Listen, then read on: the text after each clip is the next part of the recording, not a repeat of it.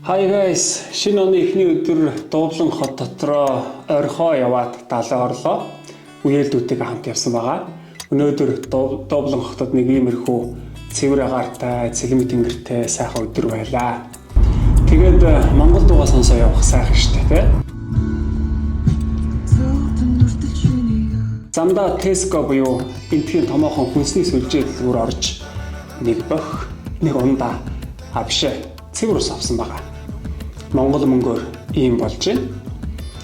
Гадаа жаахан салхитай хүйтэн өдөр байсан газар жиндээд өнөөдөр бүх нийтийн амралтын өдөр болохоор энд их олон хүн зогссон байгааг та харж байна.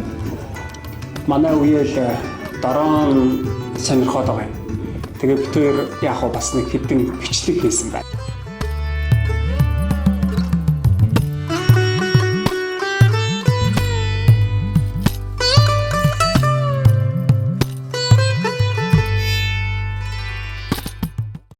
Таны харж байгаа энэ хоёр том яндан Ирландын хамгийн өндөр байгууламж гэж боддоо.